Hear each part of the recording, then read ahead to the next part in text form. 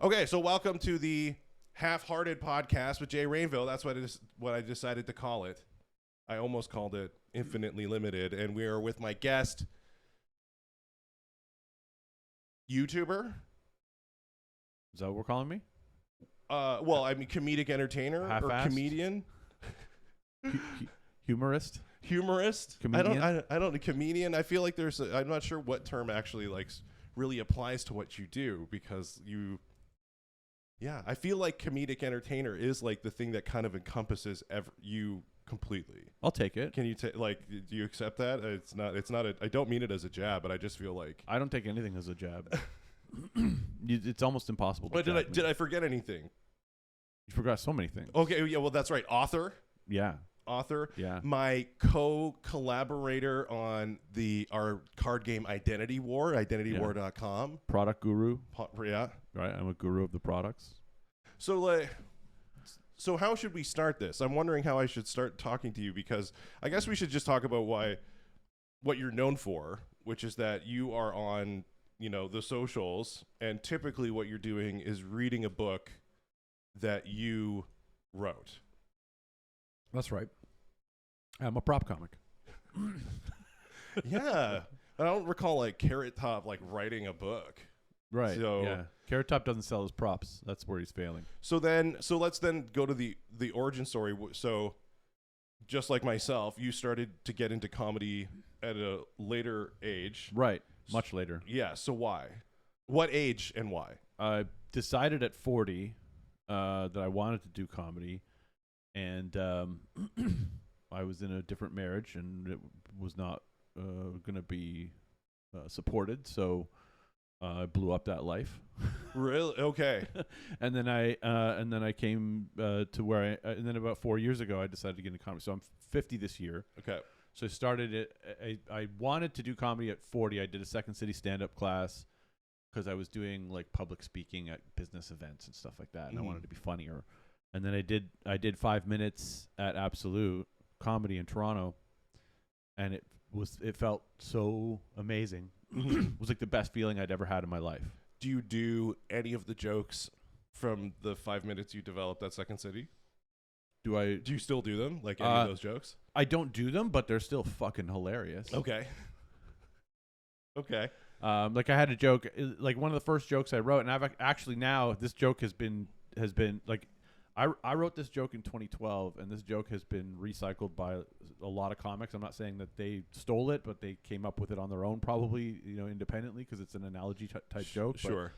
But the joke was, being a vegan who eats fake meat is like being a lesbian that sucks dildos. Right? Yes. Or being a straight guy that sucks dildos. I was testing two different things, and I have used it, and every time I use it, it works. Mm-hmm. But I've seen other comics use it, so I kind of backed off of using it. Yes. Okay, so what made, because I first encountered you on social media first, and then we ran into each other at the Lab. Shout out to the Lab in Toronto. Yeah. Great venue. Danton. Shout out to Danton and Word Comedy. But I saw you on social media first. So what made you decide to, because obviously you decided to shift your efforts to online.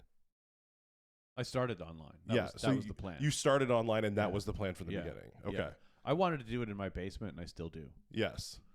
I love going on tour, and I love being at comedy clubs. I love a live audience, but if I couldn't do 80% of this in my basement, I wouldn't be doing this. Yes. Why is that? I'm an introvert, and I hate people. Okay. So if I go to I was just in California on tour, and I went to a comedy festival there, and there were all these networking events, and I would just literally walk right by the room full of people at the hotel and just go straight to my room. I don't want to network. The word networking makes me cringe. The idea of I do want to meet people and I want to make friends. Don't get me wrong, but when it's forced, or when it's oh, now I got to be at this loud thing and talk to a bunch of strangers and try and remember their names, and it's just not my style.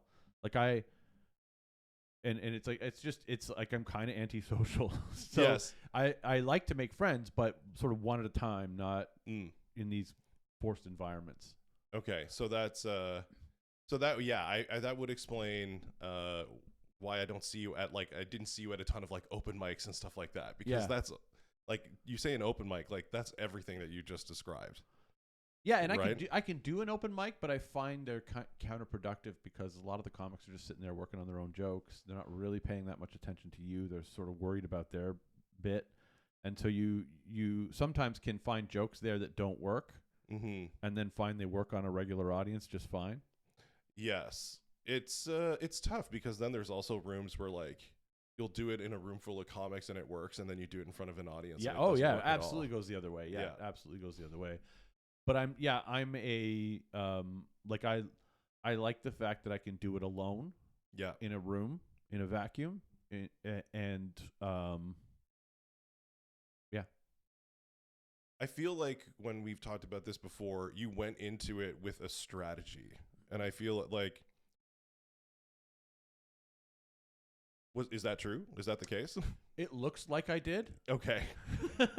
And when you look at it backwards, it's like, oh, this guy had it all figured out. But no, I did not go into it with a strategy. I threw a whole bunch of shit at the wall until I figured out what stuck. What's some of the stuff that didn't work? So I started out on TikTok and I was making videos and I tried to do, I wrote a couple songs. I didn't actually perform them, but I paid someone a $5 to perform them. They didn't go so well. And then I did this bit where I was trying to be like an annoyed dad, just your annoyed father. And that wasn't really working. And I had a graphic design business and I had done these as a joke. I had done some fake children's book covers already. I had them. Okay. I just done them like for a Facebook ad I did earlier. And I just, one day I just said, my name's Brad Gosse. I'll never forget doing this. I write books for children, but my publisher keeps rejecting them. Yes. Why do you think they rejected this? And I would show the cover, of like, dad walking away with his bags, and the mom waving to him, and the kid looking sad, and then there's like a happy black dude in the window or whatever. You know what I mean? And it's just like or like why daddy hits mommy was one of the first. And they were just cover Just designs, the covers, yeah. But then that video went super viral. Got like over 1 million. It was my first 1 million view video on TikTok, and I was like, okay, this is something. Sorry, and was this a cover that you just like put up, or did you read it to people? Like I didn't have the book, but you had the cover. I just had the cover, Yeah. so I literally just held up an iPad with the digital cover in my hand, to show you this is what it is. And then that's how it all started, from that one video that went viral, and I knew internet marketing, social media marketing, all that kind of stuff. I understood, read the comments, follow the people's suggestions, Mm-hmm. and so everybody was kind of saying, well, why won't you read it to us? And so then I wrote it, Mm-hmm. and then I read it, and then they were like, why can't we see the pages? Because I didn't create the pages. Yeah. And then it was like, boom, it clicked. Yes. I got to publish this book, and the next time they see it, it's going to be available on Amazon. And then that book made a couple dollars. Yes. It didn't make me rich. Yes. But it was enough couple dollars at a time that I was like, okay, there's something here. If I did this a Mm-hmm. lot and I scaled this could create a nice little income stream for me. And then how many books have you written now? 133. Okay. I did, in my preparation for this podcast, I did have a question that, what is your favorite book that you've written? And then counter to that, what's your least favorite book? My favorite book is Race Wars. Okay. My least favorite book.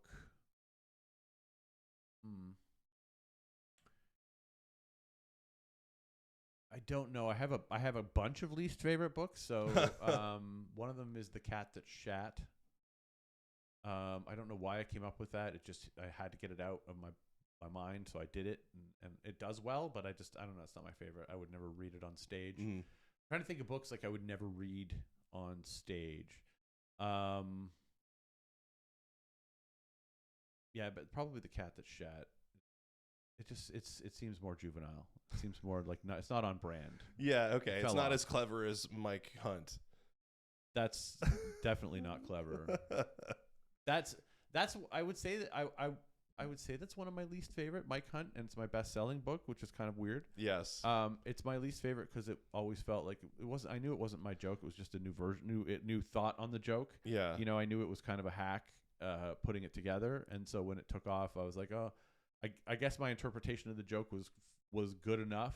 You know what? It just leans back to, well, first of all, it leans back. It reminds me of the fact that like so many musicians artists talk about how the songs that are hits are not the songs that they like. Right. The songs that they put the effort into, the songs that they like are never the big ones. That's always the song that like they hate playing. Yeah, that's true. Like that's the big one. But it also points out to, and I've heard so many pro comics say this, like people are idiots. Like you go with like people are so much dumber than you actually think. And so it's like you do a dumb joke and that's the one that like hits. And that's happened to me too. Like I've done like throwaway jokes. Yeah. And like they love it. Yeah. I'm like, no. Yeah. No. Not that one. Not the one not the one I put all the effort into that I thought was really clever. You know, like that one. You like the dumb one that like I just said by accident. Yeah, that happens more often than you realize. And then that put me, and then I'm a look, I mean, I don't want to consider myself an artist. I'm a money chaser. Like I go for the money. Sure. I'm here for the money. Yes. I'm here for the money. Bring money. Yes. So, you know what? But I mean, I think a lot of people don't like, I didn't come, like, I love comedy. I want to be the best freaking comic that I could possibly be. But at the same time, it's like, you need to make it a career, right? Yeah. And you can sell real art, right? That's the other thing. You don't need to compromise to sell it. But it was, I noticed that like a lot of people get into it without a game plan on how do I make a real living out of this, especially in Canada where like it's 10 times as difficult if you don't leave. Yeah, you got to leave. You got to get out. You got to get out of here. And it's funny because when you leave, then the Canadian clubs that wouldn't book you before, when they see you out performing in different venues in the U.S., they're like, "Hey, when you coming back, buddy?" Yeah. Hey, buddy. Yeah. Hey, we didn't realize that the Americans liked you so much. It's like when you're a teenager, right? And you have a girlfriend in school, and then you go to camp and you fuck another girl.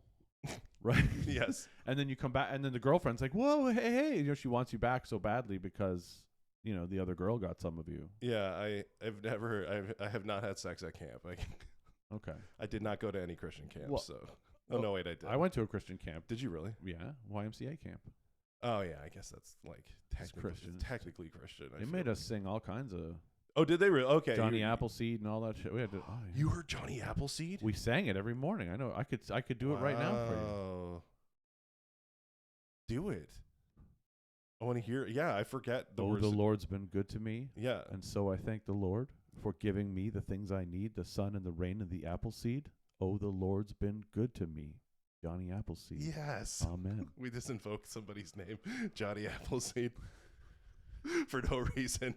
You know, Johnny Appleseed needs to be in this prayer. We had to sing that before every meal. Yeah. And they would always be like, "Oh," and we'd have to be like, "Oh." But when like you started to do that like did that get the kids amped? When like one of the counselors does the O and then like because you yeah, that's what you knew you could get into the juice, the Kool-Aid, right? Yes. So you drank literal Kool-Aid after singing Kool-Aid drinking songs. Okay. Okay, well, this leads us into, because I feel like what I want my podcast to do is to talk about like spiritual things in like in a secular space. So how was it that did you get sent to a Christian camp on purpose? Is that part of your background? No. No. It was not on purpose. I think it was just what was available in my parents, who were divorced, budget at the time. I think it was supposed to be, I was an only child, so I think they wanted me to have some bonding experiences with other kids, which is, I guess, part of why I hate people. What? Because of the bonding, or because you were an only child? Yes. Were you like a classic only child? Like, don't touch my shit. No, actually, I have zero attachment to things. Okay. Like zero. How old were you, by the way, when your parents got divorced? 10. Okay. How'd you handle that? I thought it was great. Really? Yeah, I didn't really have a problem with it. I didn't like my dad at the time. Okay. So it was good that he was leaving. Okay. Yeah, I wasn't affected by my parents' divorce at all. The more I hear about you and your mental space, you're a very like differently wired person. Yeah. Honestly. I like to call it woke. You call it differently wired. I call it. No, but I feel like you had when you talk about your perspective, even as like a very young person, I feel like you adopted like the attitudes of like a curmudgeon old man. Just like, I want to make money. I don't want to have kids. I just like, yeah, curmudgeon old like man. yeah, like in the single digit ages, you're like, fuck this basic shit. Yeah. I'm going for the bag. Now give me my Spider-Man costume. Speaking of spirituality. Yeah, well, I know that we diverted from that, but like I've just met so many people in comedy that have like faith backgrounds, but I'm also just fascinated by people. And you're one of them. Well, yeah, I am, but I'm also fascinated by people who didn't have one, because right. I still feel like, especially for like you're a Gen Xer, like religion was still very much part of culture.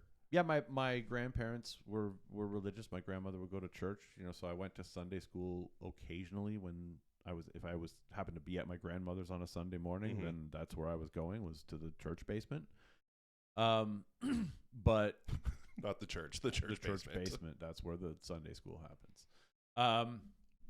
But as a like, once my parents were divorced and I was maybe 10, 11, 12, the church was a place to steal money. Well, sorry, that's like you stole money from the church, or yes. that's what you Ow. I love the look on your face. I'm sorry. We're talking about spirituality, and I'm talking about stealing the tithings from Jesus. So what we would do is, when we were kids, I grew up in Hamilton. Mm-hmm. Okay. This is part of why this is why you don't have a soul. This is exactly right. Hamilton is the Pittsburgh of Canada, for anybody who's watching. This is my joke about Hamilton. Detroit for people who don't know who knows who will listen to this, but I always say my brother lives in Hamilton because he's poor. Yeah, it crushes in Hamilton. Yeah, I judge my success based on how far I get from Hamilton. Yeah, I did a show once in Oshawa, and a guy said to me, "You don't look like you're from Oshawa," and I took it as the most amazing compliment I ever got. Oh my God, you don't look like a pedophile. Oh my. So what we would do is we would I had zero respect for the church as a kid. Yes, I had zero respect for. I'm pretty sure as a child I was some type of path, socio, psycho, somewhere in between. I'm okay now, but I really had no conscience as a child. Like, before my frontal lobe developed, I would steal. Okay. I stole money. Yes. All the time. From any time. Everybody was a wallet to me. Okay. This is mean streets of Hamilton, okay? Yeah. Yes. My mom was at work most of the time, had a key around my neck, had a bus pass. Yep. I'm bussing around Hamilton at age 10, 11 years old. Yep. So, psychos sitting next to me. You have to develop, I'm saying this to kind of soften the blow of why I was such an asshole, but you had to kind of become hard as nails in that place. Sure. So did you the way you describe it, you didn't grow up with money? No. Okay. No. No money. My mom didn't even have a car at this point. Okay. And we had a house. It was a small house, but she worked hard. She was a nurse. So, yep. We weren't poor, but mm-hmm. we didn't have any privileges or money or any of mm-hmm. that kind of stuff. So on Sundays, my friends and I would go to the church while the service was on. Yeah. And we would go through the coat pockets, and we'd leave with $5, $10, $20 in cash every day, every Sunday. Yeah. Just go through the coat. Oh, there's a $5 bill. Oh, there's some change. And just grab all the cash out of the coat pocket. So everybody's in, and you're in the foyer. Yeah, I got my own collection plate in the outside here. And did they ever get wise? Do you ever show up someday and they had a guy positioned in there permanently? No, but and I'll tell you a story when you're done. Yeah. sorry. No, go, that's yeah. it. We just that's how I saw the church at that age, was just a place to steal the money. So at the church that I was going to, they caught a guy in like during the services. Like, no, this is a bigger church, and he was like stealing AV equipment from like the church, and then we had like an Iranian church like sharing the building with us, and they caught him in the act, and like these two, like I think they were like the pastor's sons, like pinned the guy and like hog tied him with their shoelaces like in the church. So you got like little old ladies like coming out, and these brown dudes are on top of this like disheveled white guy. Oh my God. Wild stuff in church. I love that. I went to the type of white church where like a black lady was there, and she started going like amen and stuff in the service, and like two white guys come down and tell her to pipe down. Yeah, This isn't that kind of church. Yeah, we don't make noise in here. No. Yeah, we don't express our love for the Lord out loud. No. It's a deeply personal thing. Did you go every Sunday as a kid? No,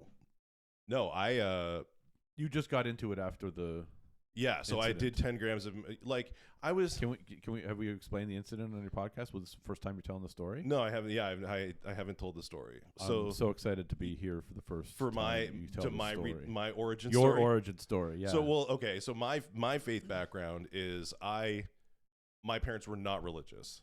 So my dad was like an ex-Catholic, did not go to church, like did not like going, didn't, and my mom is German. Why do you look like smug right now? Because I'm so excited. I know the story, and I'm excited to hear it again.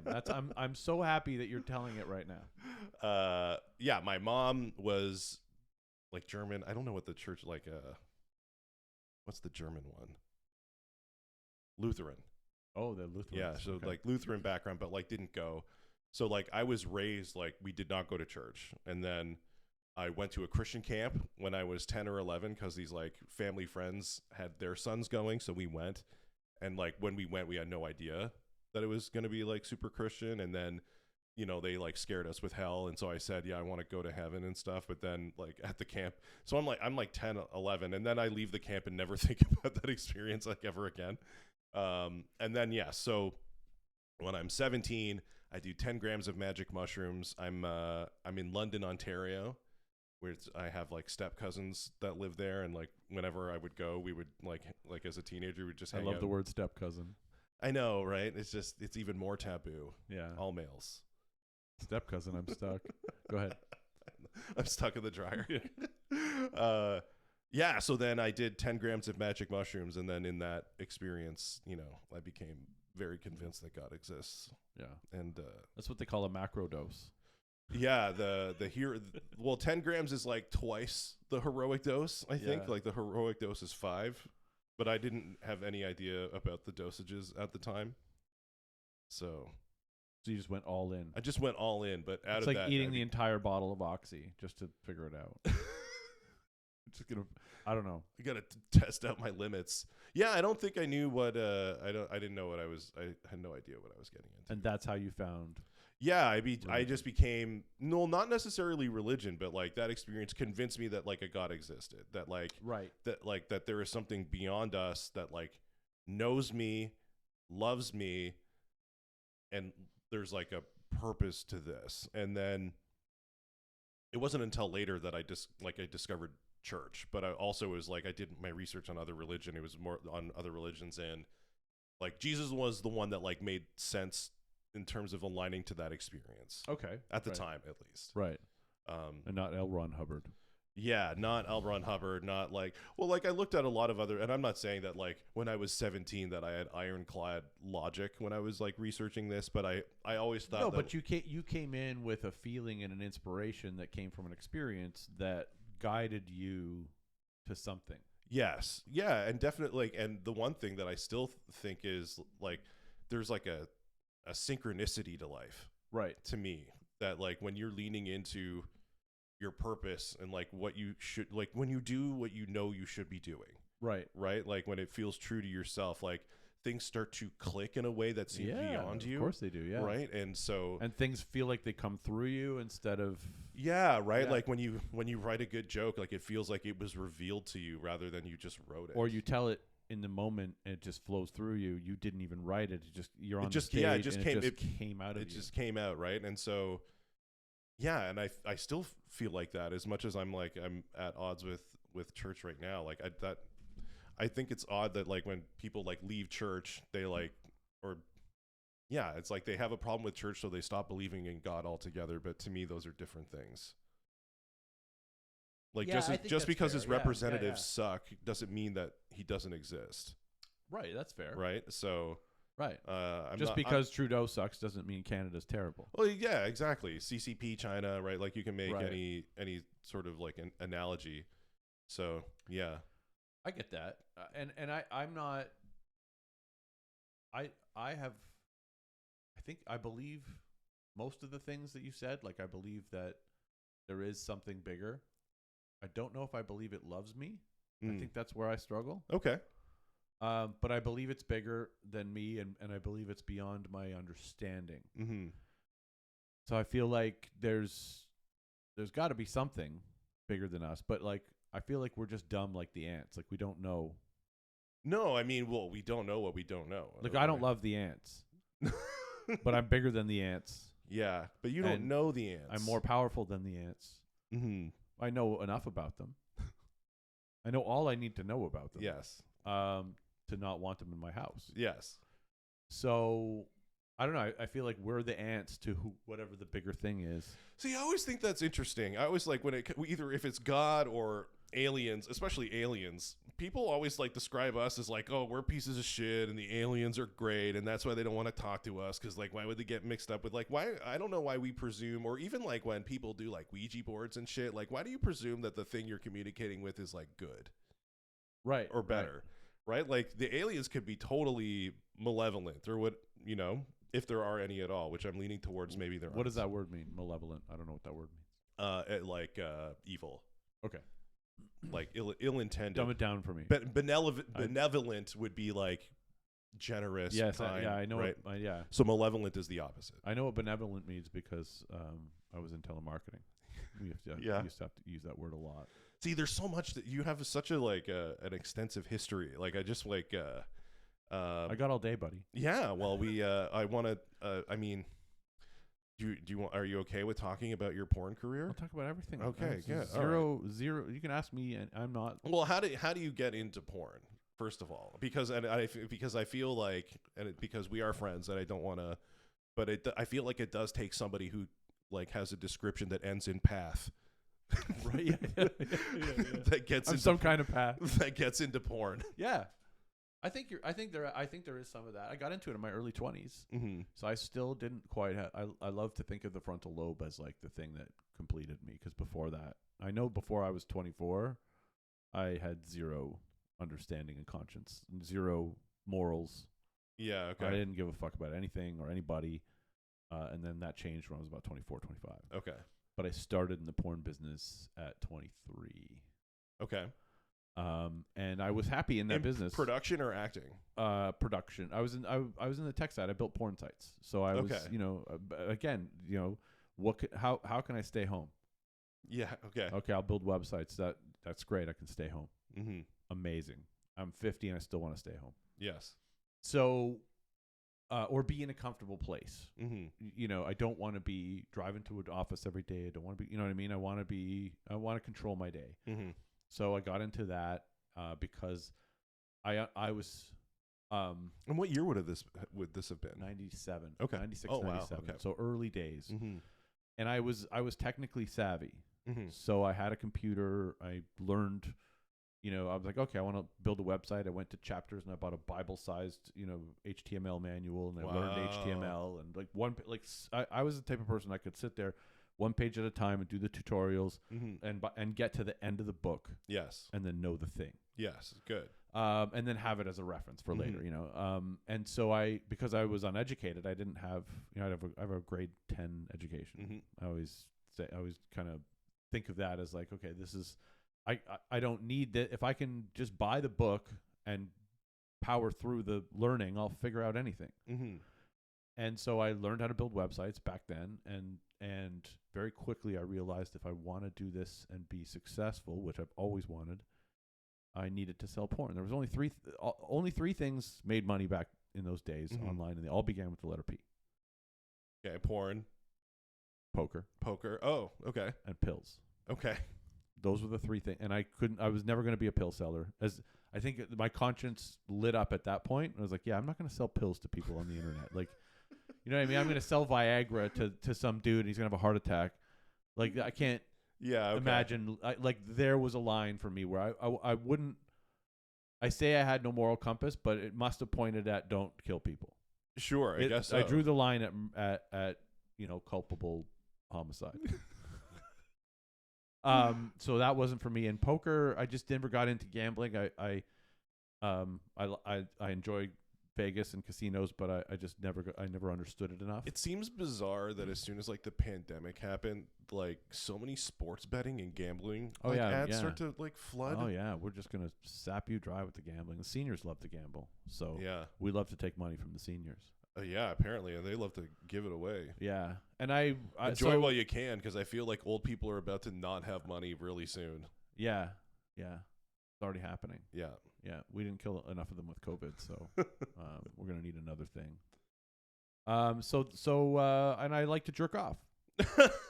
So really just play it into your hobbies and interests. Porn felt like that could be a passion project. I could get behind it. And I could put the stuff up that I wanted to put up. And were you single when you started? So what made you still decide to like act in it? So like, okay, you're doing these websites, you realize these guys are making money, right?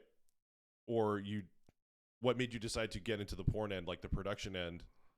I only got into the production end for a little while. Okay. That part of it, I've spent very little time on that side of the business. The real, most of the business for me was the back end.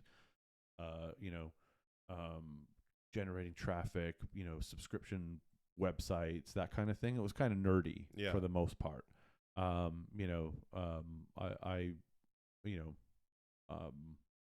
may have made some appearances in the occasional thing, but it was, that was like, but I was single when I started. I had a girlfriend at the time for a little while, while I was doing it, and just kind of, I was clear with her that it was a non-negotiable. Like, this was something that, I wasn't going to get out of for her. So, yeah. And she was okay with it. Yeah. And that's not, was that the person who became your wife? Yes. Your first wife? My first wife. Okay. And so she was cool with it, at least for a time. Yeah.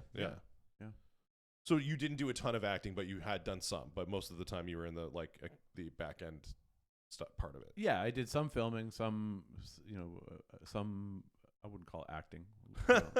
We'll call it appearing, performing, appearing. Yeah. But it was for the most part it was a nerdy. Like, we could have been selling, magazine subscriptions. We could have been selling just about anything. Like, emotionalist Netflix. to you. It was, yeah. But at the same time, I liked being in the business. I liked, the parties were.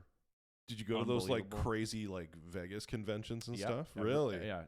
Twice a year. I've been to the Playboy Mansion 3 times. You never told me this. Yeah, I've been to the Playboy Mansion 3 times, 3 different Playboy Mansions. And in fact, the first time I went, my partner and I paid to throw the party. We sponsored the party. Business partner? Yeah. Yeah. Yeah, my business partner at the time, who I was just at his bachelor party the other night, actually. Is the Playboy Mansion as gross as I've heard it is? I heard it's like, it's maybe maybe in the 90s it wasn't so much, but I've heard that it's like kind of like it hasn't really been updated. No, it hasn't. It looks like the 70s. It's kind of run down. It looks like your dad's basement lounge from the 70s. I went there in 2007, 2008, and 2009. Okay. Okay, towards the end. So Hef was still alive. Mm-hmm. Did you meet him? Once, yes. Yeah. Yeah. But a lot of the time when you go to these parties, they're not the celebrity parties. They're corporate parties. Yes. And basically, back then, I don't know how it works now, but back then you could rent out the Playboy Mansion for a night for a corporate party for $250,000. Okay.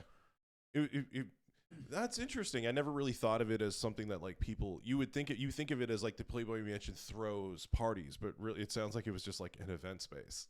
It kind of It's- was, yeah. and A for gross event space. yeah, but they would stock it with playmates, you Yeah. know, with the spray painted, you know, bathing suits on, and they would like they had all of this uh like, you know, Playboy branding, and you know the they would have an open bar, and you know, like, and there'd be you know, a band, and they would, you know, they have all this stuff to kind of make it feel authentic, but Hef was inside watching movies with his friends. Yeah. So yeah. you paid for this experience at the Playboy Mansion, but you're not really Yeah. you're not yeah. you know. But then you know, so we sponsored one. That's kind of what it was like. We went to another one that was similar, and then I went to another one that was kind of an industry insider one, and then Hef was out for that one, and there were some celebrities there. It was a little bit different, but it was at the time, you know, kind of gimmicky. Like, you could just throw money at it and say we had a party at the Playboy Mansion, which is, hey, that's a thing. That's an experience. Well, right? I mean, it's like it costs money to have that type of bragging rights, just like having the black metal Amex card, right? Like, yeah. The Centurion card. well, it's so funny because it's funny that you bring it up, because I think it's one of the Baldwins, Haley Baldwin, Haley Bieber's dad, the one that, like, the Playboy Mansion led to him becoming a Christian. I can see that, right? Because he told this story, if I'm telling it correctly, if I remember the story, which was that he said that Robert Downey Jr. and him were at the Playboy Mansion. This is one of the celebrity parties, right? And proper then party. He gets led down. Robert Downey Jr. like brings him to the basement, and to get down to the basement, you need to like walk down the steps in a certain pattern, or like an alarm goes off or something like that. And then there's like, he gets down there and he's like, oh, I'm going to the secret place with Robert Downey Jr. And then it's just like 5 naked women like smoking blunts. And like, he's just like, so this is what's the gold at the end of the rainbow here, Right. is just this. Right. Sounds great. Sounds like gold to me. Sign me up for that. I would find God and never leave that space. Why did you get out of porn? I got out of it. There's one other party I want to tell you about too. Oh yeah, please. But I got out of it because the money was gone. So in 2008, 2009, the free line in porn had moved so quickly to, you know, Pornhub and all these other websites giving so much of it away for free that selling subscriptions, which was my business model at the time, was getting harder and harder. And you know, I remember seeing Kevin O'Leary talking about this in an interview, and it just clicked with me. And this was back then. He said, you know, he used to have a calendar software company, and they used to sell calendar software at Staples in a CD, you know, and you'd buy like a $20 calendar app for Windows or whatever. And then he said, and then Yahoo started giving away calendars, and then all these like companies started giving away calendar software, and all of a sudden the Mac shipped with a calendar app, and he was like, we realized we had to get out of the business, so he sold it as quickly as he could. And that was happening in the porn business exactly at the same time that I watched that interview, and I was like, I gotta get out of this business. And I was, and I don't know if maybe I've told you this, I was number 1, number 2 for porn on Google for 18 months. Wow. Okay. And so I was the biggest LimeWire spammer on the planet. Okay. And when I was in that business, so my partner Mark and I, we owned a company called P2P Ads, where we, and this is well documented, you can Google all this stuff, but we basically, if you downloaded something from LimeWire and you got like littered with pop-up ads, or you had some toolbar installed that you didn't want, or anything like that, I got paid 65 cents for you to go through that pain. And we would do that to, you know, 500,000 people a day. Like we did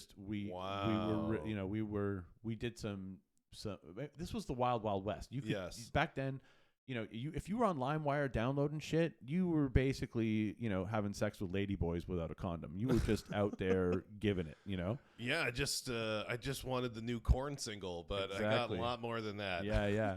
I just wanted that Jenna Jameson clip.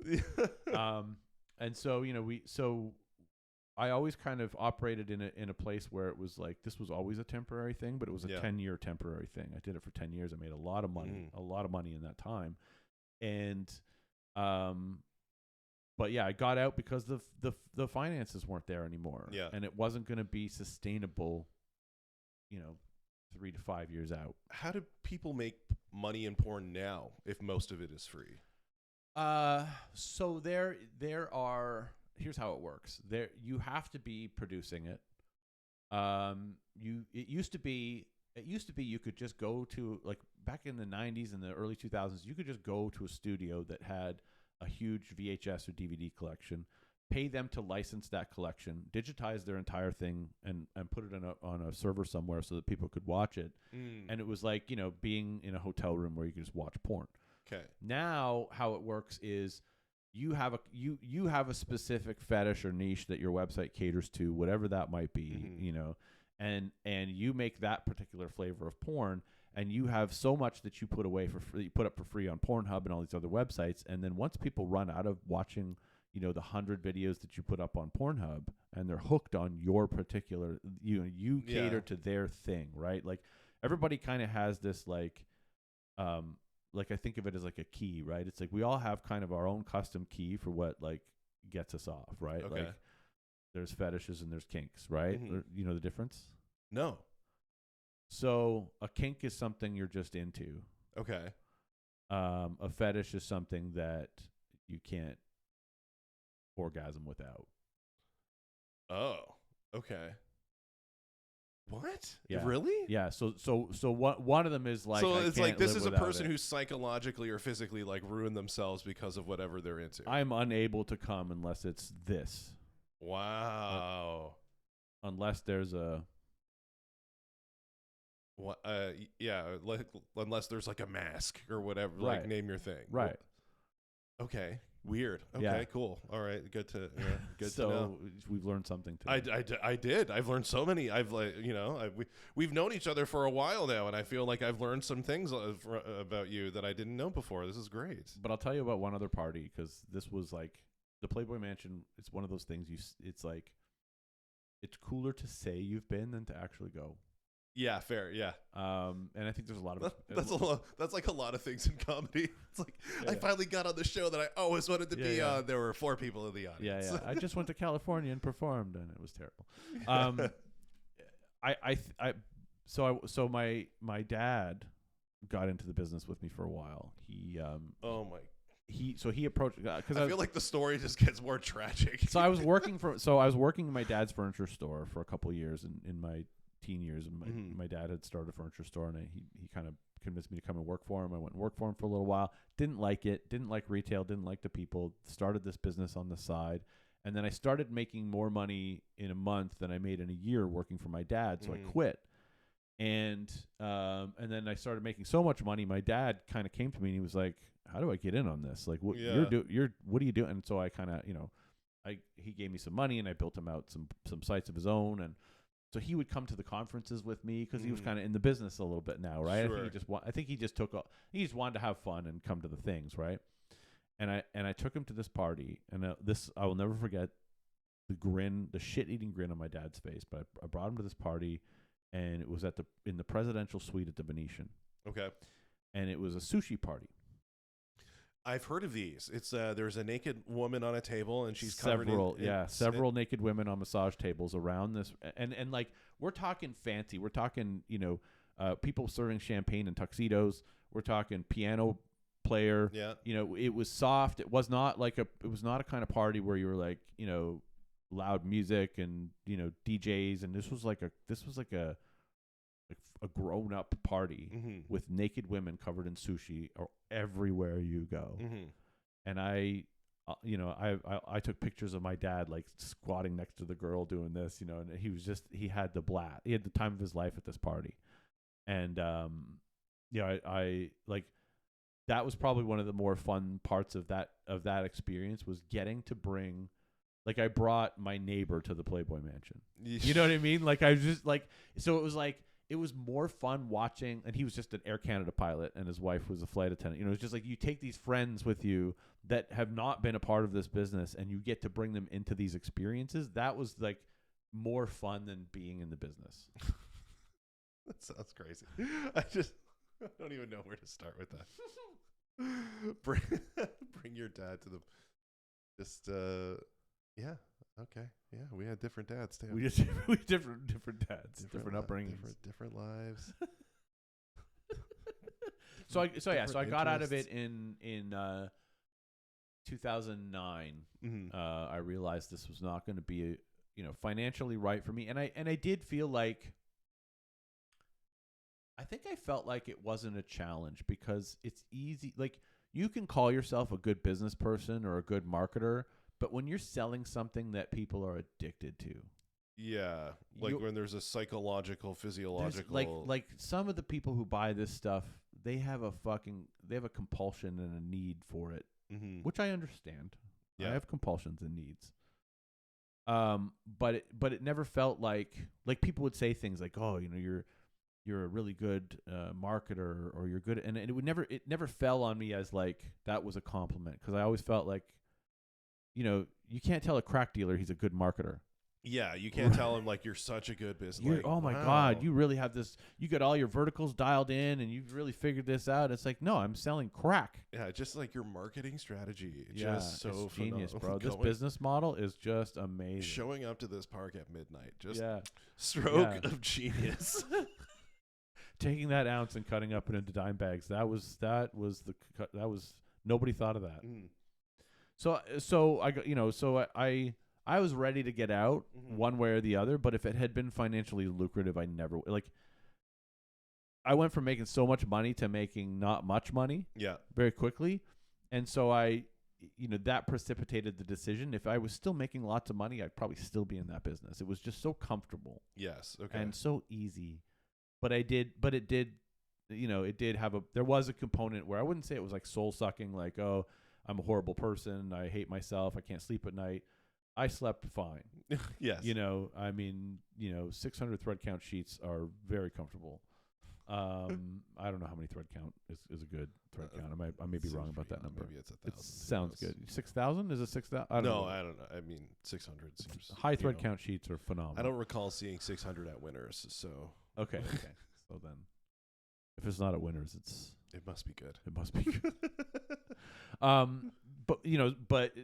But I got out of it because the money was drying up. Yeah. I followed the money. Okay. All right. That's why I like comedy, because everybody's rich. Yeah, right. You get to be. One comic that we both know said that Brad Gosse became the highest paid comic in Toronto as soon as he decided to become a comic. Who said that? Bankus. Did he say that? Yeah. When did he say that? I don't know. We were hanging out. Oh my God, that's fucking hilarious. Isn't that funny? Yeah, I thought that was. I think that's really funny. That is funny. Well, I mean, I feel like there's a lot of people like maybe we'll pivot now to like the comedy part of it. But like, what do you think? What do you think comedians or people who are aspiring to establish a presence on social media miss? What do you think they're not doing? They're not uploading. They're okay. Just consistency. Not even consistency, just volume. Volume, yes. Like I've put up, 100 videos on a Sunday, and then not done it for 30 days, and you know what I mean? Like I don't think consistency means anything. I just think volume is the key. And like, I mean, I said it to you. When you get past your first few hundred videos, things change, and they've changed for you. Yeah, I mean, it's weird because it's right. Like, I have not been uploading a ton, but when I have, I'm getting better results lately. I've seen your numbers. You're getting views now. Yeah, my Oppenheimer video on TikTok is like getting close to 30,000, which for me is on the high side. That's phenomenal. Imagine if you had 30,000 people in a room. How happy would you be? Yeah, exactly. Right. You got to bring yourself back to that over and over again. Like if I had this many people in a room, if I could fill a 30,000 person stadium, if I could put 3,000 people in a room, I'd be thrilled. Yes. Obviously, all those views don't mean you can put them in a room, but those are people who saw you. Yes. If you did an open mic and there were 30,000 people there, that would have impact. Yeah. Okay. So that's the thing. So you didn't have like so you said like it looked like you had a strategy, but you didn't. So what are the things you learned? I learned I definitely learned that volume matters, because through volume you get better. Yes. Just like you did cutting your teeth going to how many shows did you do last year? You had a number. It was pretty high. Like in terms of like performing actual shows. Yeah, you had like a number. in my first year I did 200 and 147, and then in my second year I did more than that. It was 2 something. No, I'm in just over 2 years of comedy. I'm at 370 shows. Okay, maybe that was the number you gave me a number recently that was like, I've done this many shows. I thought it was for the year, but still, total. That's that like like the number of shows I've done in that same time frame is probably 40. Yeah, but you've done a lot higher caliber shows than me. That's for sure. But that's only because I did all the shit in my basement. Yes, exactly. Well, but that's the thing though. It's like you start to realize that they're different disciplines. Yeah. Where it's like, sure they are. You can develop the discipline on social media, because to me it's like the strategy that I'm starting to see for myself is like building some sort of social media presence that generates income. Yeah. That's where the income will come from. Right. And then that will fund the passion, which is the stand-up. Right. Or the sketches, right? Like I just love the writing. I just like if I can make people laugh, whatever method that is, I'm good. Right. So I agree. Yeah, I agree. I'm happy in any medium that I can make you laugh and make $1 at the same time. Mm-hmm. Why do you lean towards like shocking stuff? Like you get called lots of things on the internet, but you seem to embrace it. So like why do you like to go like poke the bear? Because and the reason I say that is because that's not my natural, like, me, like I'm not like deliberately trying to, like, I'm not going to swear in front of children. Like I have a hard time doing shows if there's like a kid in the back, right? Which I've had to do on occasion. Right. I always call the kid out. Oh, well, I mean, sometimes if they're young enough, you'd be like, that kid told me a dick joke in the back. Yeah. I go dirty when I see, like, I wish I could say that it's like some strategy, but it really is. I write what I think is funny, and I think I think things that are inappropriate, and I think things that make me uncomfortable are funny. Mm-hmm. And I like to laugh and think I shouldn't have laughed at the same time. And so that's the comedy that I try to create. Is I tend to because it's also fun because they're subjects a lot of people won't tackle. Mm-hmm. Most comics don't want to make fun of land acknowledgments. Right. Well, yeah, especially in Toronto. Right. For sure. And I do that. I and I'm also not, because I learned in other businesses that if you can piss off half the people and make the other half the people love you, you're winning. Yes. Okay. And I'm willing to do that. And that sometimes means making an entire room love you and making an entire room hate you. Yes. And so sometimes I will tell a joke and I will hear the groans in that room. Mm-hmm. But then I put that joke up on social media and it kills. Yes. Okay. So I'm willing to go through the pain of having people hate it. Yes. Because I think it's funny. And if I think it's funny, I don't care if you don't. And I don't care if you call it insensitive or racist, or you call me a pedophile, or you want to call me any of these names. I know that that's not me. Yeah. I know I'm just coming from a place of trying to find the funny, and sometimes that means poking the proverbial bear of whatever people think you're not allowed to talk about. If someone thinks I'm not allowed to talk about it, it makes me want to talk about it more. Mm-hmm. Right? So like, I'll make a George Floyd joke. I'll make it, and people will be like, no, you can't do that. But it's like, if you didn't see who I was telling this joke, if you thought I was black and I was telling you this joke, or you thought I was indigenous and I was telling you this joke, you would take it from a different perspective. But you're looking at me and you're saying you're not allowed.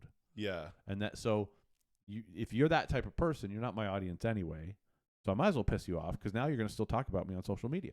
Yeah, yeah, and I feel that way too. I feel like sometimes, like, especially if I'm on stage and it's like I've pissed people off, it's like, you've left me, by reacting this way, you've left me no choice. Yeah. But to lean into this all the way now. Now I'm going to be, yeah. I mean, you've been at a show where I walked a couple. Yeah. right? Yeah. And you were the one who told. I didn't know I walked them because it was so dark I couldn't see. And then I got off the stage and you were like, "You walked that couple." And I was like, "Oh my god, that was a first." What show is that? That was SoCap. Okay. And I came to do dark. They were like, "Come and do dark humor." And then I read Pedo Clown. Yeah, that's right. You read Pedo Clown and people laughed. That's right. I remember that now. So, I'm not, and it's not. I wish I could be like, "Oh, I have big balls and I just like to."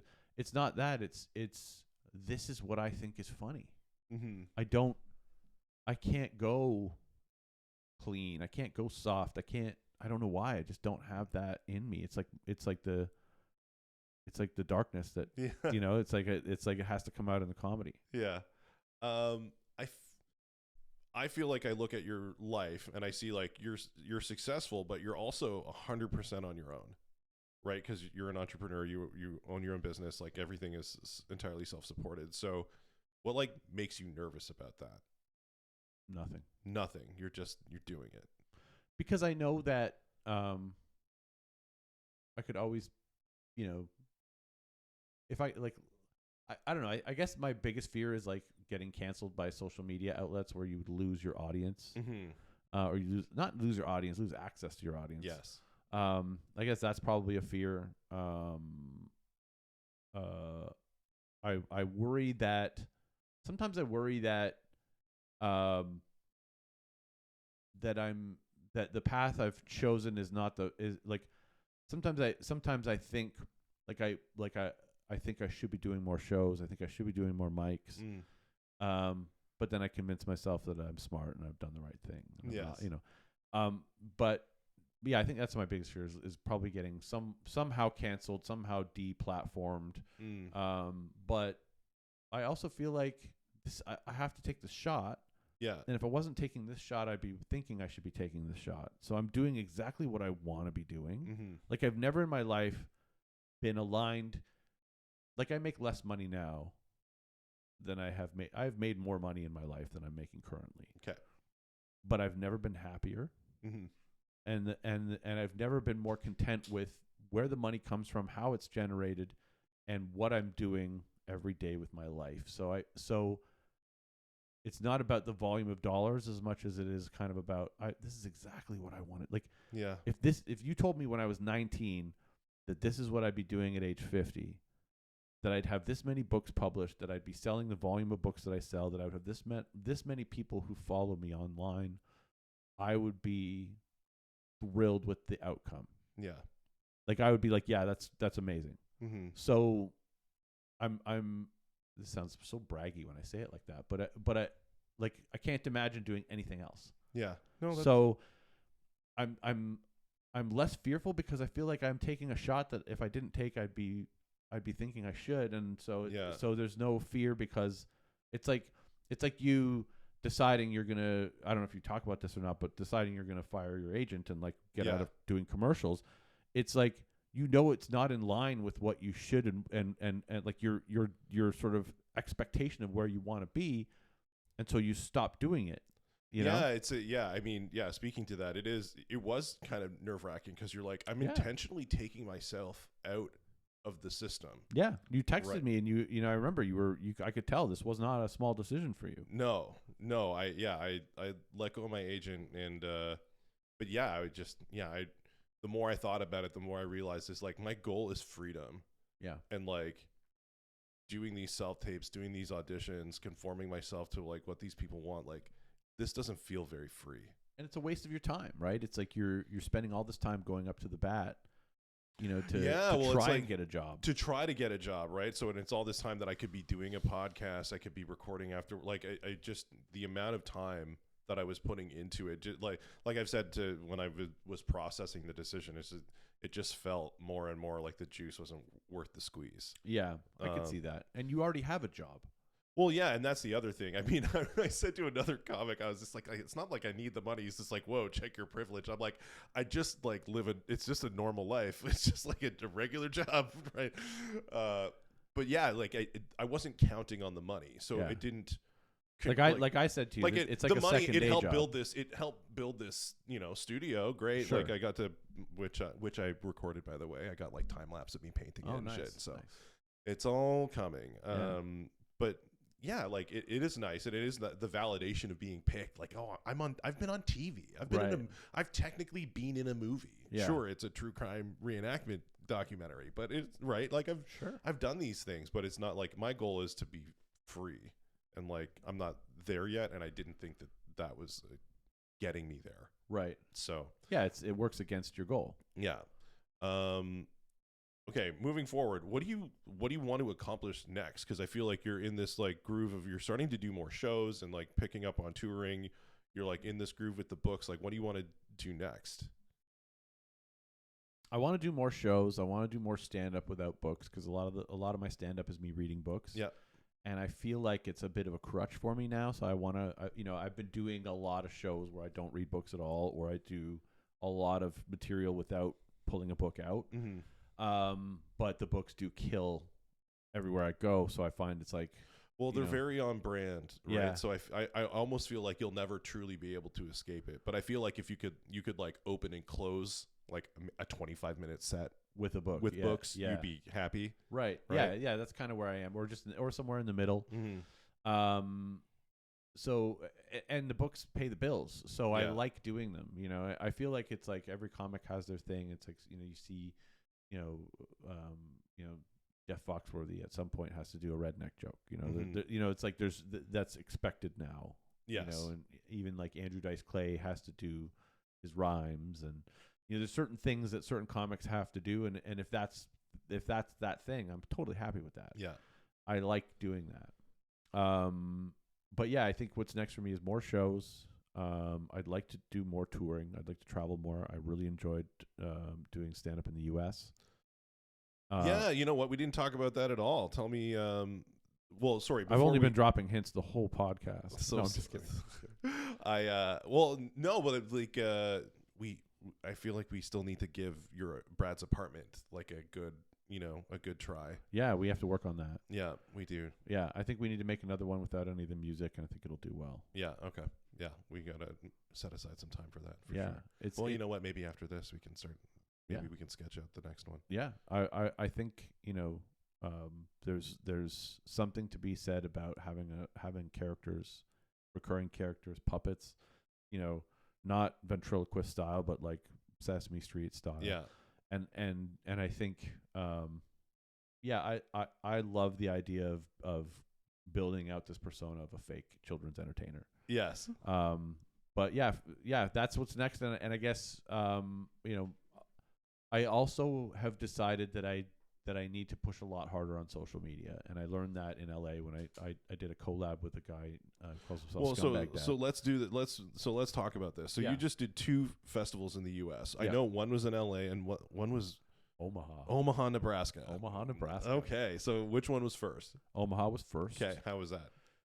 Hey, it was great. I got to meet Joe Wengart, who is one of the writers on Netflix's Big Mouth. Cool. Yeah. I met Dave Foley and Kevin McDonald. Kids in the Hall. Shout out Canada. And they were really not just met them, but I hung out with them for a while. They were really nice guys. They I watched their show, and then I hung out with them in the green room, and they were very generous with their time, and they're just so down to earth, and so like they had a show, and then we had a show right after, and a lot of the comics were afraid to go to the green room because they were in there. Yeah. But our show was coming next. I'm like, this is my fucking green room. Yeah. So I walked up the stairs, and I walked in. I was like, hey guys, and they were like, hey man, we're really sorry. We're just getting our stuff packed up. We'll get out of your way here in a second. I'm like, you kidding?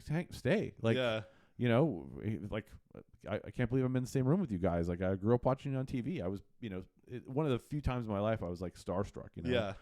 And and then the other comics followed, and they were like, yeah, stay. Did they react differently when you said like I'm Canadian, and they're like, then they were like, oh, where are you from? And so we started talking, and they're like, and then they're like, oh, you live near Scott McDonald, or what's his name? Scott Thompson. And I was like, oh yeah, I opened for him 3 weeks ago, and they were like, you did? And so we had this nice chat because I just met him a few weeks ago. Yeah. So I had to go to America to meet Canadian comedy royalty. So that was a lot of fun. And then they were like, we're going to stick around and watch your show. So they stayed in the audience and watched me do my stuff, and then they came up to me afterwards and they were like, that was really funny. And, even though I did like a horrible George Floyd joke that bombed, they appreciated what I did, In Nebraska. In Nebraska. Omaha's pretty woke. Oh, okay. Pretty woke. But yeah, they, I had a really good time there, and I kind of got to, experience a festival and experience, performing in the U.S. and going through, customs and all that kind of stuff. And, I had a couple comics call me and they're like, I'm not going to name names, but they were like, you need to tell lies at the border. And I'm like, no, I do not. And I'm like, and so, that was cool to kind of, experience that. And then, that was just I loved it. I had a really good time. And Omaha's this weird city where it's like a factory town, but the factories are banks. Oh, like every bank has their head office in downtown Omaha, big giant buildings for, these different banks and, insurance companies and, all the stuff. And, so on the weekends, this place is dead. There's no grocery stores. There's no restaurants. There's very few restaurants open. There's nothing going on in Omaha on a weekend. Okay. So it sounds like Ottawa. It's like there's no cars on the street. Yeah. Like like remember Toronto during COVID and there was like no cars on the street. It was creepy. Yeah. It was like that, and I got one of those public scooters to get me around because it was hard to get an Uber. Yeah. But Uber app worked on the public scooter, so okay. I actually for the first time in my life I got on one of these public scooters. I must have looked fucking ridiculous on this thing. I had my sunglasses on, my hair, zipping around Omaha, and it's like the zombie apocalypse. There's nobody in the streets. Yeah, it was so fun. It was so fun. And then it's the Omega Man, but you're the Omega Man on a scooter. Oh my god, dude!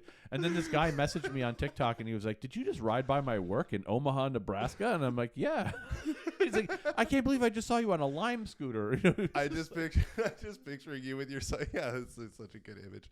I want to make that a reality. I want you approaching the camera on your scooter with your glasses and your hair and your bag, your satchel bag. Yeah, the bag. Being chased by a horde of zombies. That's amazing. I want to see that image made. Yeah. I had the bag and everything. It was so funny. So yeah, I had a good time there, and then I came home for 6 days, and then I went to Burbank, California for the Burbank Festival. And how was that one? That was great. And I also, got to meet the manager of the Comedy Store while I was out there. I met Andrew Santino. Yeah. My buddy KB, who hooked me up. You wouldn't believe. I mean, he knows everybody. Yeah. Who's amazing. anybody? He's Mr. Hollywood. He hooked me up. He's brought me out to all these places, introduced me. I was in the kitchen at the Comedy Store.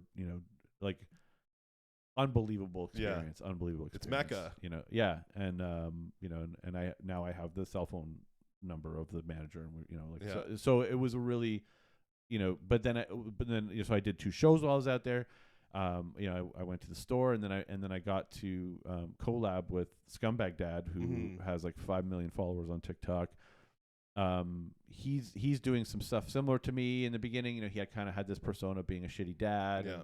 And then he branched out into making fun of every TikTok trend there ever was. Yes. And I had some ideas to do similar stuff, and I'm like, I want to do it with him. And so I literally just landed in LA and DM'd him on Instagram, and he got back to me in 10 minutes. Amazing.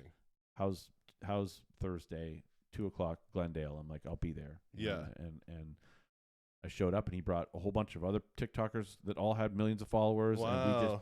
And so we all just, I mean, it was like a multiverse of, and I was the smaller TikToker, and so it was like kind of cool to be and he was so like fun to work with, and he was like, as soon he called me, I was on the Uber on the way over, and he's like, I'm just scouting the thing here. He's like, I hope you don't mind, but we're gonna make you the old man in this sketch. And I'm like, yeah, let's do this. Yeah. Like, I'm cool.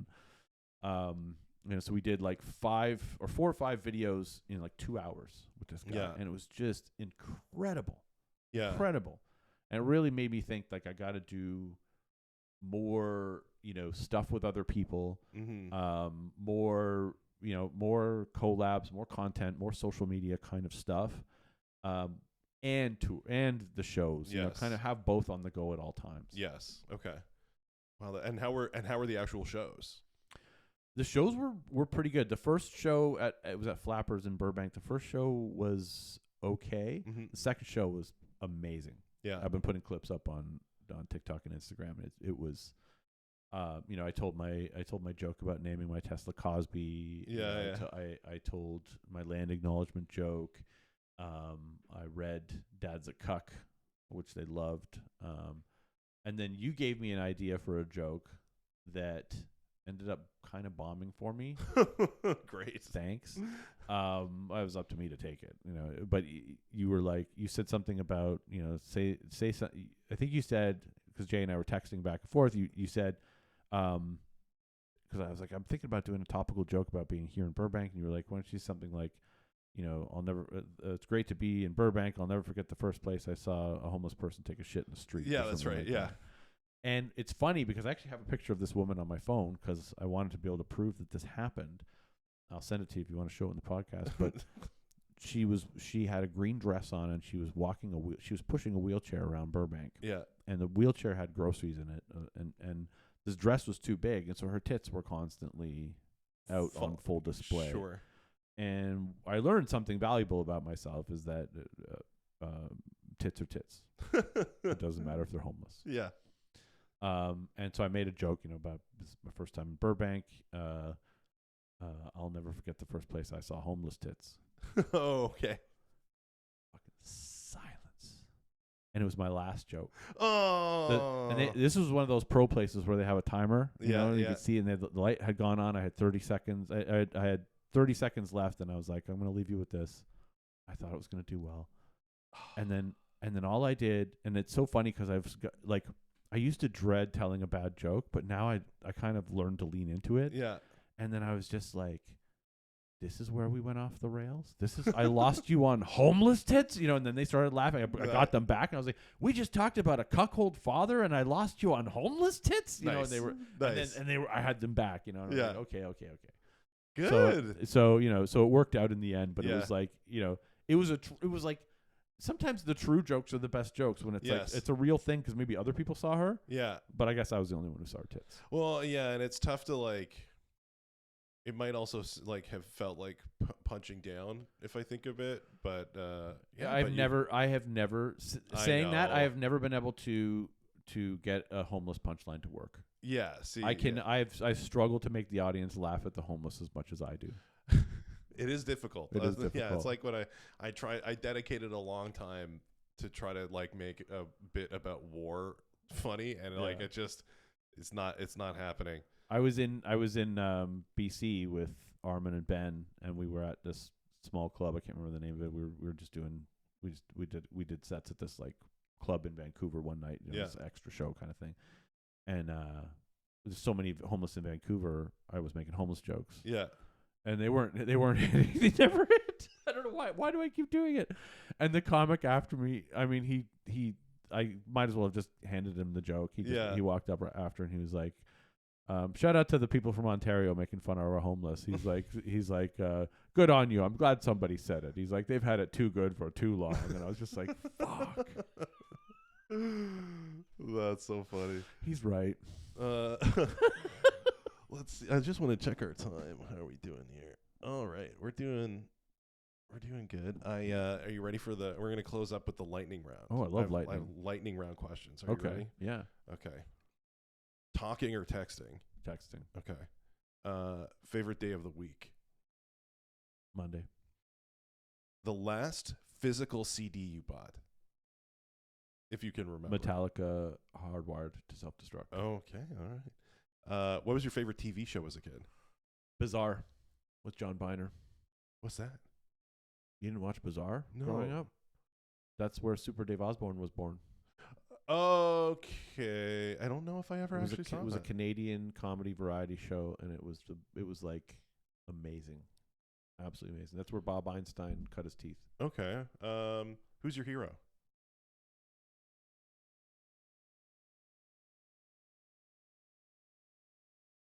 Pass. Okay. What happens when we die? Nothing. We become black. Everything turns Blackness. Blackness. Absolutely. Not we become black. Yeah. We embrace the blackness. Gotcha. What happens when you die? You become black. Black. Black. Are you just saying you're gonna get killed by black people? That's what. What form of like, whether it's like music, movie, TV, like what form of art or media changed your life? TV. Okay. With any particular show? Bizarre. Piece of shit.